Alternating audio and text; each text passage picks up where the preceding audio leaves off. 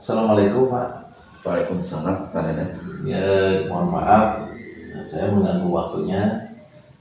Kebetulan saya ada tugas dari pembelajaran guru penggerak, itu demonstrasi kontekstual. Jadi saya harus mewawancarai 2 sampai 3 kepala sekolah tentang pengambilan keputusan. Oleh karena itu, saya mohon maaf sekali lagi mengganggu waktu Bapak. Ya, tidak apa-apa, Pak Dadan. Ya, ini demi untuk kemajuan sekolah kita. Ya, mudah-mudahan apa yang dilaksanakan oleh Pak Dadan bisa berjalan dengan lancar. Amin Pak. Kemudian ada pertanyaan seperti apa, silakan diutarakan. Mudah-mudahan saya bisa memberikan jawaban yang memuaskan. Gini Pak, dari pertemuan kita kali ini ada beberapa pertanyaan yang mungkin bisa Bapak jawab. Mohon maaf bisa Bapak jawab. Itu berkenaan dengan cara Bapak mengambil sebuah keputusan, Pak. Untuk pertanyaan pertama, selama ini bagaimana Bapak dapat mengidentifikasi kasus-kasus yang merupakan kasus dilema etika atau rujukan moral? Ya, terima kasih. Memang di dunia pendidikan khususnya di sekolah kita ya sering muncul ya kasus seperti itu yang dilema etika atau rujukan moral. Kalau dilema etika itu biasanya sebuah kasus yang memang menuntut untuk sebuah penyelesaian yang sangat sulit ya. Namun juga dilema berarti dilematik ya. Kita itu harus memilih sebuah keputusan yang benar-benar skala prioritas. Kemudian seperti contohnya ya di kalangan kita, ya di rekan kita sendiri ada guru yang memang sakit ya, kemudian beliau tidak bisa sekolah dan sakitnya agak lumayan parah, sehingga itu merupakan sebuah dilema bagi kita ya, bagi saya khususnya sebagai kepala sekolah, ketika di sisi lain ya, beliau tidak bisa datang ke sekolah karena memang sakit. Kemudian di sisi lain anak-anak itu harus dibagaimanakan ya, karena memang tidak ada guru yang mengajar. Tentu saja ada beberapa trik yang diantaranya dalam memberikan tugas atau juga ada inpakter, tapi seperti itu. Ini hanya contoh saja ya sebelum kita lanjutkan ke penyelesaian. Kemudian selanjutnya yang berupa rujukan moral. Kalau rujukan moral itu rasanya lebih mudah untuk menjawabnya karena memang sisinya ada yang positif, ada yang negatif. Ya seperti contohnya ketika kita akan melaksanakan rapat dinas, itu beberapa guru itu membujuk ya supaya rapat dinas bisa dilaksanakan lebih awal gitu, sehingga memang rapat lebih awal itu lebih fresh, kemudian dapat terselesaikan dalam atau dapat waktunya bisa cukup lah.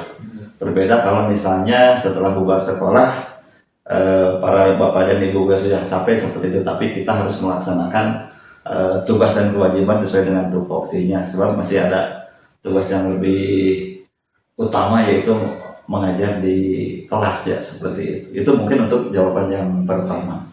Terima kasih Pak. Jadi Bapak sudah bisa mengidentifikasi apa itu keputusan yang dilema etika dengan yang rujukan moral ya Pak? Ya, itu kan sedikit berdiskusi dulu lah ya, ketika bertanya hasil apa yang diperoleh dari CGP itu ya. Jadi ya terima kasih juga ilmunya Pak Dadan. Kemudian Pak, mohon maaf, yang kedua, bagaimana Bapak menjalankan pengambilan keputusan di sekolah Bapak, terutama untuk kasus-kasus yang sama-sama benar atau sama-sama mengandung nilai-nilai kebajikan Pak di antara 2 kasus permasalahan. Ya, untuk kasus semacam ini tentu saja tidak bisa diputuskan oleh saya selaku kepala sekolah, tetapi membutuhkan beberapa rekan guru atau seluruh guru untuk sama-sama kita mencari solusi yang terbaik ya, mencari solusi yang terbaik atas permasalahan yang muncul. Karena dengan banyak pendapat, tentu saja banyak opsi yang bisa kita pilih sebagai sebuah solusi yang terbaik. Kemudian solusi tersebut tentu saja menggunakan skala prioritas mana yang harus kita pilih yang utama, yang pertama, dan tentu saja hasil keputusan itu harus bisa memuaskan bagi seluruh pihak. Jadi tidak memaksakan kehendak Bapak. Ya seperti itu ya. Jadi artinya saya tidak tangan besi begitulah ya. Artinya lebih baik kita bermusyawarah bermufakat sehingga hasil keputusannya bisa dipertanggungjawabkan oleh bersama. Luar biasa sekali Pak jawabannya. Terima kasih, yang benar-benar apa yang saya lakukan itu benar. Gitu. Bisa memuaskan semua pihak ya Pak. Ya. Terima kasih Pak jawabannya. Kemudian yang ketiga Pak, Ya. prosedur seperti apa yang biasanya Bapak lakukan selama ini dalam menyelesaikan permasalahan-permasalahan? Ya tentu saja prosedur untuk pengambilan sebuah keputusan itu tentu adanya permasalahan, setelah ada permasalahan, ada identifikasi permasalahan, kemudian untuk melakukan hal tersebut saya tentu saja membuat sebuah surat undangan ya, untuk Bapak dan Ibu guru untuk melaksanakan rapat untuk membahas permasalahan yang terjadi itulah. Jadi prosedurnya ada permasalahan, kemudian bagaimana tata cara penyelesaian masalah tersebut. Tentu saja saya mengundang Bapak dan Ibu guru untuk melakukan diskusi terhadap permasalahan yang muncul. Mungkin seperti itu prosedur untuk menyelesaikan permasalahan tersebut. Ya, terima kasih Pak. Kemudian yang selanjutnya Pak, hal-hal apa saja yang selama ini Bapak anggap efektif dalam mengambil sebuah keputusan pada kasus-kasus yang diidentifikasi itu termasuk ke dalam dilema etika, gitu Pak? Ya, ada beberapa kasus untuk yang terkait dengan dilema etika. Mungkin saya tidak bisa menyebutkan nama, mungkin ya di sini ya. Tapi ada rekan kita yang memang sakit begitu ya, yang kita sakit ini harus seperti apa tata cara penyelesaiannya. Sebab yang namanya dilema etika itu hasilnya itu benar dan benar begitu ya. Iya betul. Ya jadi apa yang saya lakukan atau memang putuskan itu dua-duanya memang benar. Nah, ini yang agak memang dua-duanya benar, tetapi perlu pemikiran yang bersama lah begitu, sehingga memang yang tadi ada keputusan yang bisa diambil ya, keputusan yang diambil yang terbaik diantaranya yang pertama tadi ya. Jadi kita mengidentifikasi dulu permasalahan yang muncul ya, diantaranya terutama yang sakit-sakitan. Kemudian ini kasih contoh lah mungkin ya, kita mengumpulkan semua guru, kemudian permasalahan yang dibahas adalah karena memang sakit ini harus seperti apa ya. Jadi identifikasi itu yang pertama adalah kondisi dia, kemudian yang kedua kondisi siswa. Ya, kondisi dia itu memang sakit, tidak bisa datang ke sekolah, memang sakitnya agak berat. Kemudian ini kondisi siswa seperti apa? Tentu saja dengan adanya identifikasi permasalahan dari dua sisi antara hak dan kewajiban begitu ya. Kewajiban guru mengajar, kewajiban hak untuk siswa adalah mendapatkan pembelajaran mungkin ya. Jadi ketika memang hak dia ketika mendapatkan surat untuk sakit gitu, tapi hak siswa juga mendapatkan pembelajaran. Ya, dalam hal ini tentu saja berdasarkan identifikasi tersebut maka kita memiliki beberapa opsi. Di antaranya adalah ada invaler untuk memberikan tugas, membimbing siswa. Kemudian yang kedua tentu saja menyesuaikan meminta tugas kepada guru yang sakit ya untuk membuat tugas, kemudian untuk pembelajarannya diinvaler oleh guru yang lain yang tidak ada kegiatan pembelajaran. Tentu saja hal tersebut mudah-mudahan apa yang kami lakukan itu adalah hal yang terbaik sehingga guru yang sakit cepat sembuh, kemudian siswa dapat belajar sesuai dengan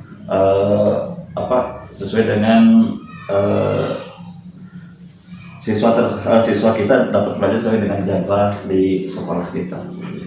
Juga mungkin itu permasalahan jadi dilema juga ya Pak, berdasarkan dengan kehadiran guru tersebut. Ya, berhubungan dengan sertifikasi dan lain sebagainya seperti itu. Ya betul sekali. Memang seperti itu.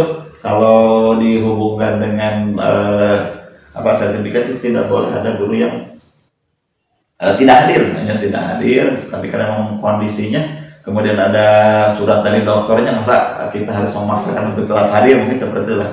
Sisi lain mungkin sisi kemanusiaan ya seperti itu, karena memang yang sakit itu untuk beristirahat supaya cepat sembuh seperti itu. Dan soal selanjutnya Pak, ini ada pertanyaan, apakah ketika Bapak menyelesaikan permasalahan ataupun pengambilan keputusan, Anda langsung menyelesaikannya di tempat itu atau punya jadwal tertentu? Nah, bentuk dan prosedurnya seperti apa? Mungkin bisa dijelaskan. Ya, terima kasih ya, pertanyaan agak lumayan lah ya.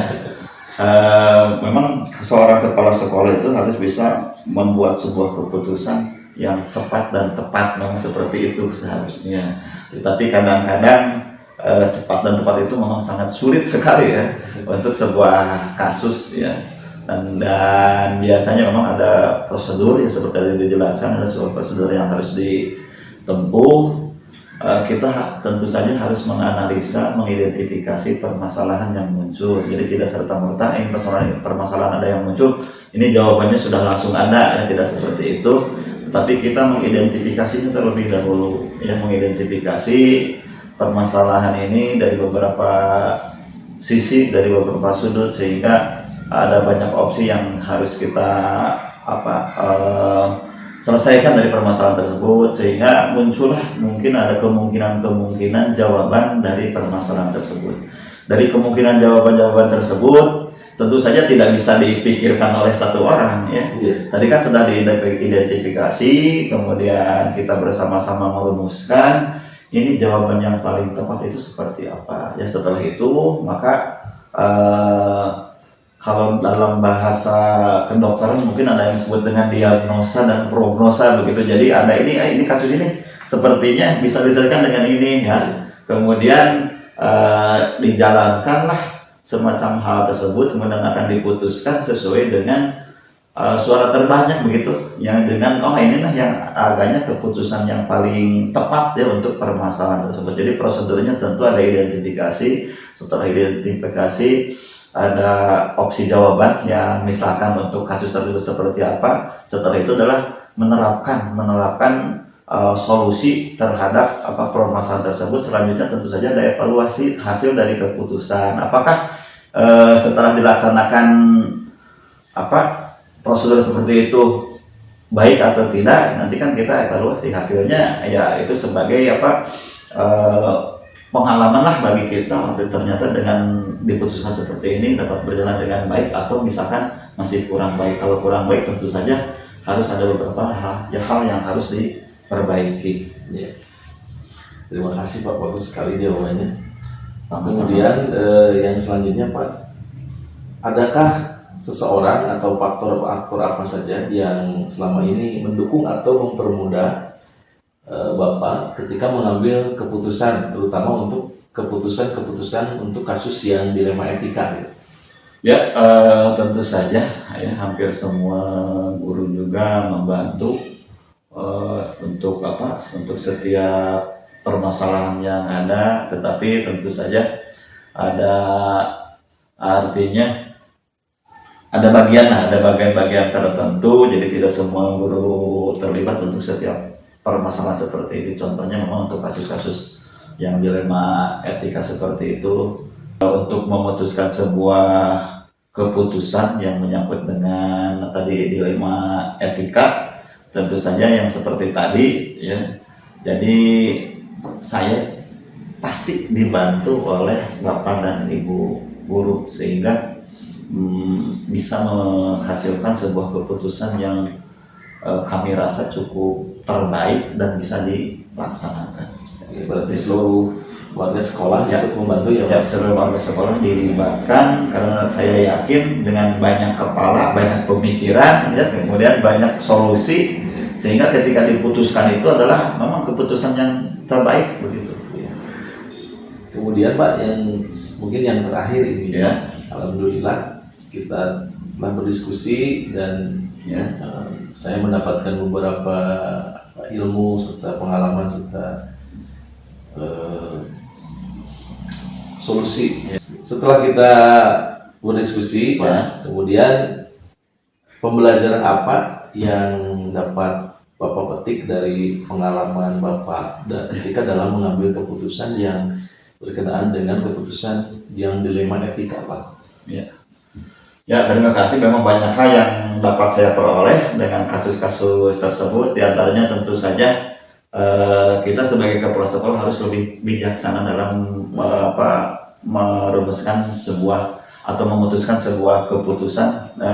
Kemudian selanjutnya, memang kebijaksanaan yang diambil tentu saja tidak boleh bertentangan dengan aturan. Sebab kita punya dasar hukum atau payung hukum untuk setiap peraturan yang ada di sekolah. Ya. Oleh sebab itu, hal-hal yang permasalahan yang berupa dilema etika tentu saja harus diputuskan secara diskusi, diputuskan secara bersama. Tentu saja dasarnya adalah tetap kepada peraturan yang berlaku. Ya. Jadi kita tidak bisa memutuskan sesuatu hal itu di luar atau bertentangan dengan peraturan perundangan yang berlaku. Tetap saja, jadi hal yang dapat kami atau saya peroleh ya dari kasus tersebut, yang pertama adalah tentu saja menambah keilmuan, pengalaman terhadap kasus-kasus tersebut. Kemudian yang keduanya adalah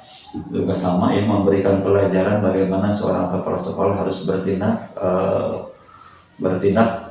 dalam memutuskan sebuah hal. Kemudian yang ketiga tentu saja kedepannya mungkin saja bisa saja kita melakukan yang tadi yang Bapak kepala sekolah dengan berdiskusi itu bisa membuat keputusan yang cepat dan tepat sehingga bisa memuaskan untuk semua pihak.